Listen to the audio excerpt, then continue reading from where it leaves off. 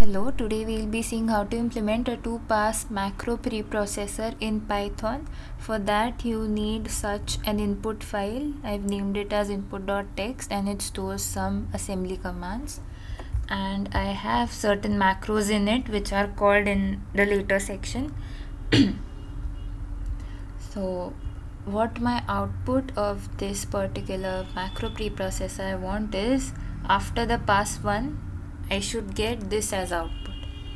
Okay, it will remove the definitions of my macros and just give me an intermediate code, and while doing so it will create certain additional structures, mnt, mdt and elif for me.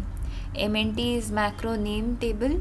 It stores the names of my macros, so incur, decur, that is increment, decrement, and it will store pointers to the definitions of these particular macros in mdt. So from input we have to cut these lines and paste it in mdt up till mend, that is macro end. You have to do it for each and every macro, and you have to create an additional structure called ALA while doing all of this, which will store the parameters or the arguments passed to any macro. So for all macros we require an ALA. It will store these parameters passed and it will assign indexes to these. Okay, likewise we'll assign indexes to it, and in the macro definition table, after the first line of the each macro, we have to identify the variables by their indexes in ALA.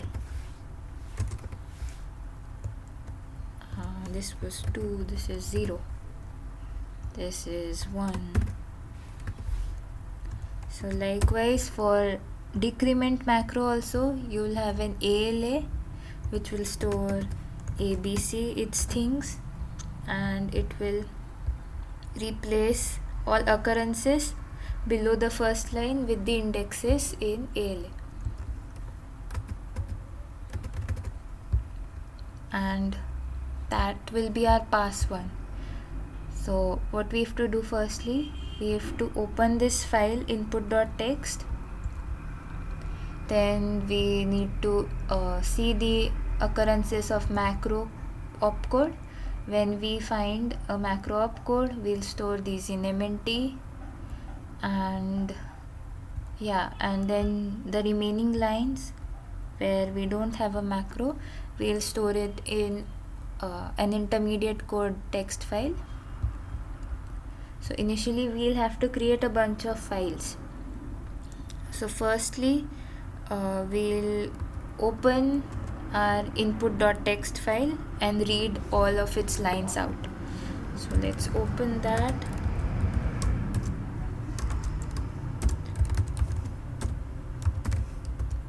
In read mode I'm opening it, and I will have a list with me which will store all the lines of the file. So what I'll do is file is equal to f.readlines. So I'll have all my lines line by line inside. So macro will be at position 0, this will be at position 1 in my file variable. After that, in mnt I am storing the name and the pointer to mdt. Initially mdt is empty, nothing stored in it. So the location where my cursor is 1 as visible over here. So I need to store that location over here. So what I want, I will open mdt file of mine and I'll check the number of lines present in it, and that will be my pointer.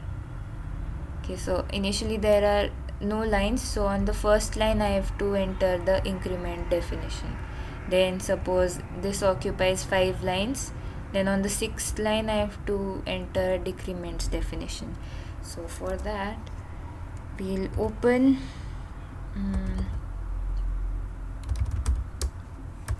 mdt. Initially there is no mdt file, we have to create that file. So for that Python automatically creates a file for us if we open it in write mode. So we'll open it in write mode and we'll extract the lines from mdt. So let's place it in some other variable. This will be read lines. Let's store all of our lines. That is f.readlines.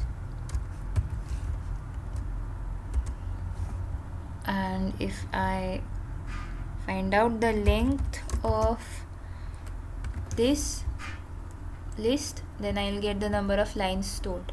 So there, that can be my mdt pointer, and initially it will be 0. So for my convenience I'll add 1 to it. So it is at line 1 I have to enter, that I'll understand. And I'll also close this thing.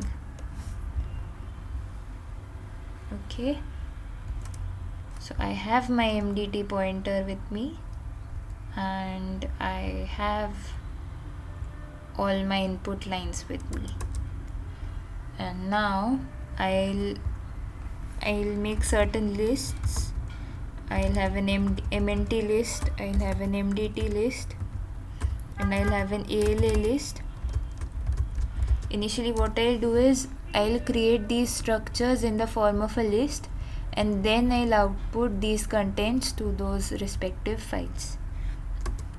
So now once all of this is done, what we have to do, we have to loop over each and every line of our input. So for I in my file, what I'll do, I'll check whether I is equal to macro. Okay, if let's say my I is equal to macro, then what I'll do, I'll begin my macro processing. Else, so for that I'll keep a flag with me, because I'll have to process my macro contents till I encounter an mend. So I have a flag with me, and else if my I is equal to mend, I'll just turn off the flag, meaning my macro processing is done. Now whatever lines I'll encounter are normal lines. So in the else part I'll have my normal lines, start, read and all. And in else I'll also have to keep a track, or not keep a track, I'll also have another list called intermediate code, where we'll store the remaining file contents. So else what I'll do is I'll append these contents to my, I'll append the line. Okay, for reading it better, I'll rename this as line, for line in my file. I'll append the line to my intermediate code. Or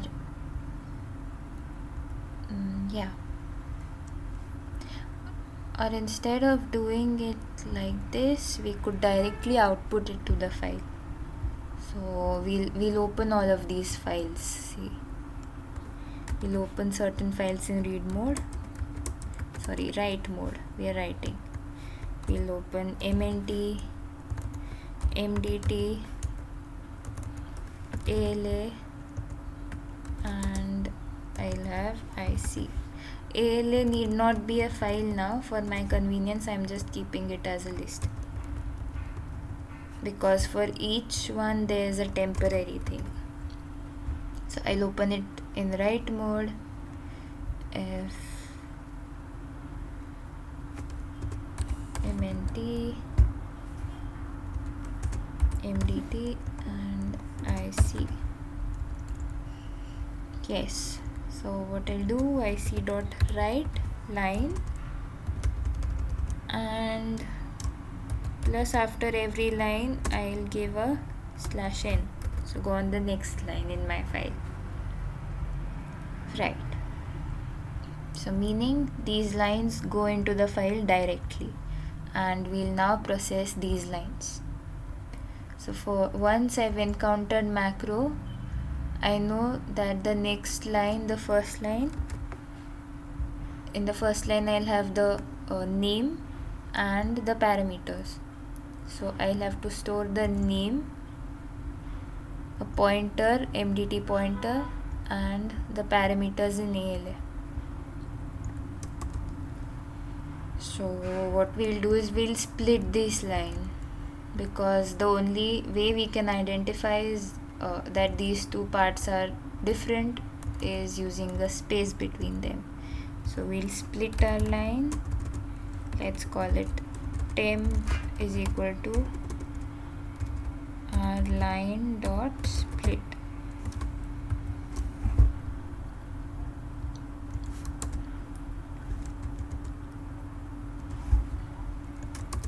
See, we don't need to do it when we encounter macro. We'll do it once we encounter the next line after macro, meaning our flag is equal to 1. Then we'll do it. Then we'll split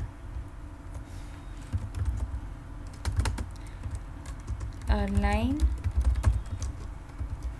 Now before splitting your line, make sure that you've converted your line into a string, because split function is only available for strings. So we split this temp. So in the first part I have the name, and the second part I have parameters.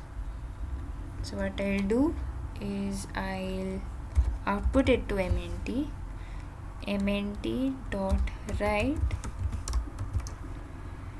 I'll output temp of 0, meaning the name, plus I'll give a space, and plus I'll output my mdt pointer.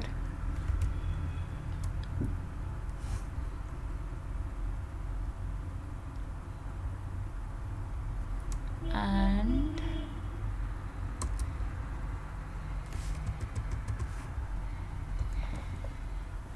yes, I'll output this, and yeah, I need to give a /n again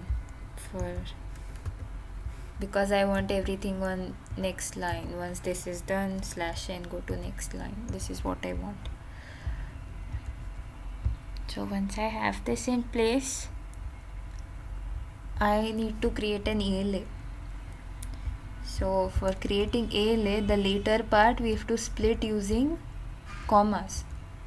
So let's create another variable. Let's name it x is equal to temp of 1 dot split by commas, and again this needs to be a string, so just make sure I'm converting into a string. Yeah, so I have this thing in it. So my ALA is done. This is my ALA, that's it.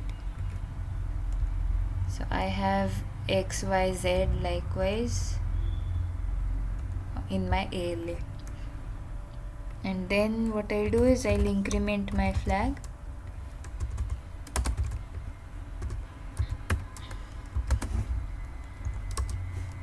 Okay, so mnt return, yes, ic return, that is intermediate code return, correct. Now I'll also have another thing when it is greater than 1. Once our first line processing is done, what we'll do is we'll just output these lines as it is, and just from the ALA we'll provide the indexes. So else what we'll do is, again we'll have to split our line by spaces. As you can see over here, I'll have to split my line using spaces. So first is move r, and this is the second part. Then part 2, I'll name it part 2 is equal to str of temp of 1 dot split by commas, because in the later part these things are split using commas. So that's what I've written over here. So I have my opcode and the parameters with me. The parameters passed to the opcode. So each and every parameter now I'll store it first. Yeah, one more thing, once you encounter mn, output it to mdt. So mdt.write line plus give a /n. So you go on the next line. So here what you have to do, I have to write it to mdt, and here you have to write the first line as it is to mdt. So I'll just write line, simple, and give a /n, and over here I'll write temp of 0, that is I'll write this first part, then give a space, and then I have to process my things from my ALA. So what I'll do is, for let's say j in ALA,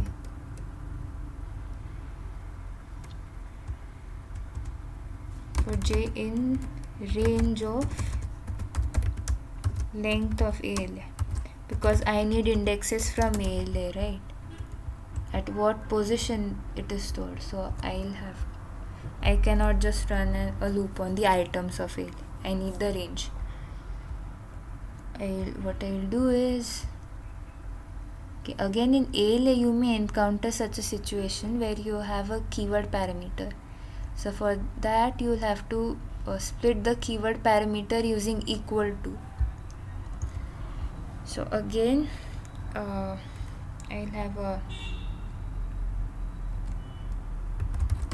use temp over here now again. Okay, I'll use t, no need to repeat the names. T is equal to j dot split by equal to, and again j needs to be a string. Okay,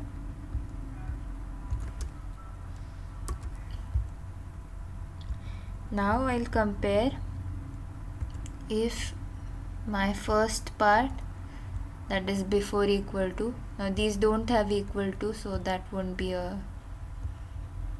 applicable. Only for this thing it will work.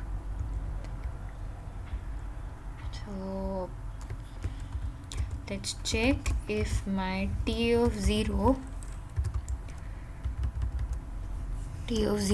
is equal to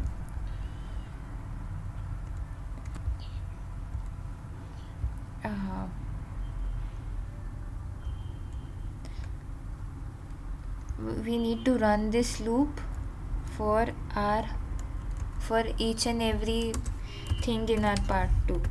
So I'll have a loop in my part 2 first. For I in part 2, for each and every item in part 2, I'll check whether it is there in my ALA. If it is there, then I'll write to mdt as tag plus string of this j, the index in elif, and again I'll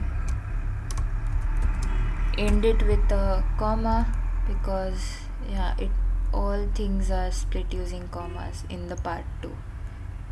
So I'll end it using a comma, and after all of this I can write to mdt /n. Now I'll close these sample files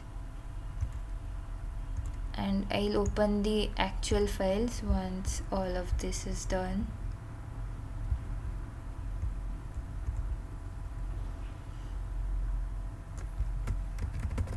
So let's run this.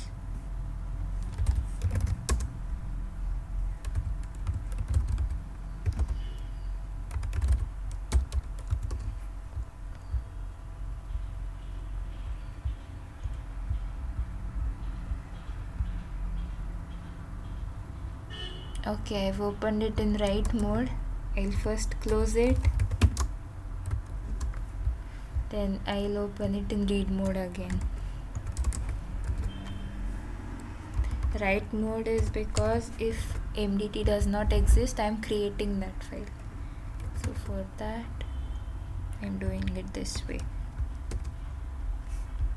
Flag is not defined. Let's define a flag outside. Flag is equal to 0.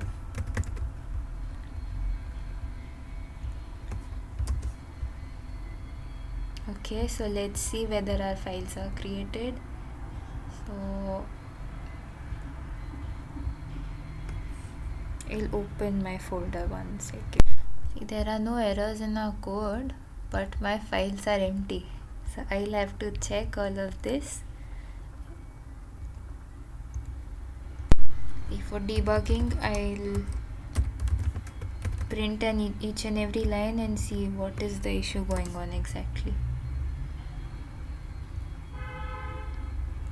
It is giving some space after that.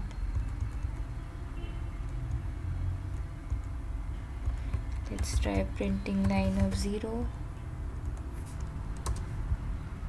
No.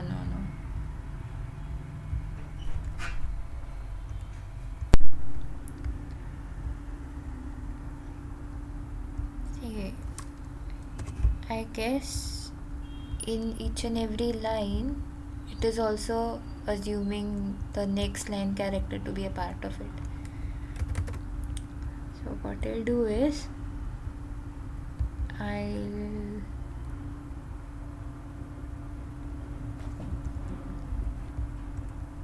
let's just try printing string of line. What do we get?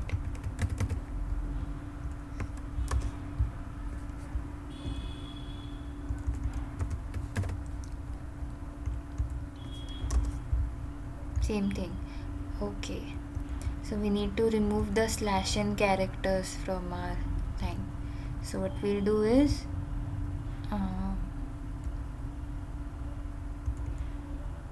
we'll have another variable called line, and we'll slice our string line okay, from 0 to length of line -1. Okay, we'll try doing this. And we'll have to replace it everywhere. So wherever there was line, I'll replace it with L. We'll remove the last character, the /n character from our existing file. So yeah, it's not required in the IC though, intermediate code, because we are directly outputting the line as it is. So let's try whether this works. Is our IC is correct. mdt. Oh, there's some issue in our mdt and mnt though.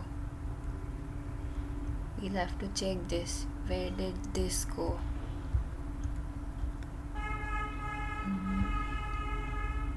Yeah, in the first line we are outputting it. Okay, yeah, it is getting printed, correct. And the other parts we are writing temp of 0. Yes, that is being written, but this part is not being written. So wait, we'll try printing our J's too. So we'll see what is the exact problem over here. Or let's print our T.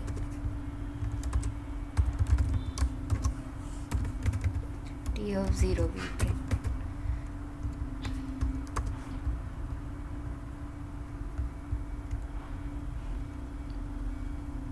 Oh, there is an issue in our T. We'll have to check that out. 1 second, I'll try printing our J so we can see what's exactly going on. Oh yeah, ALA of J, this should have been. Now let's try printing it out. Yes, it is working. So let's see if our files have been updated. Yeah. Oh, mdt is correct. Just one thing is not printed over here. And these extra commas are okay. We can remove them afterwards. We'll remove them afterwards though.